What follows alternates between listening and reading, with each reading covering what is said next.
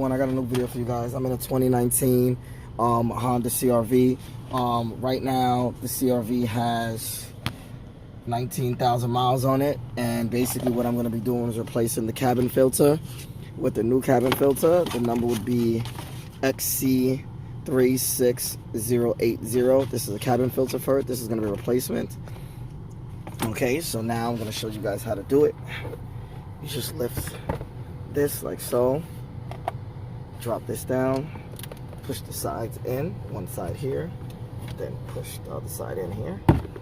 Then this drops down, pushing on this tab here. Okay, push on that. Then it's as simple as grab this piece here, and then you grab the tab here and pull this out. Then this is the cabin filter here. See, airflow is down, so the arrow's down. So that's the same way that we're gonna put in the new one. Ooh, it's nasty. Okay, turn that off.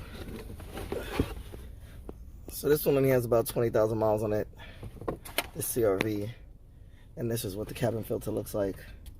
It's disgusting. So now, I'm gonna put the new one in, airflow down, showing you guys how easy and simple it is. Shout out to Honda for making it super easy as always to do your own maintenance. Okay. Alright, so you just put that cover back on. Just give me 1 second, let me get the cover.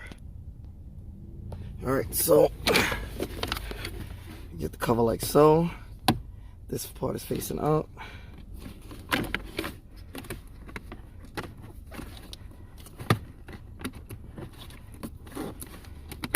just push it in, and it snaps in on both sides.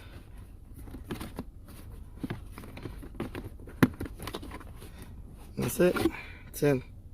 Then you just take this and you just push the sides in. It just went right back up as soon as I just pushed it up. And that's it. Change your cabin filter. Cabin filter. If you guys have any questions, feel free to ask them. To like, share, subscribe, and comment. Peace.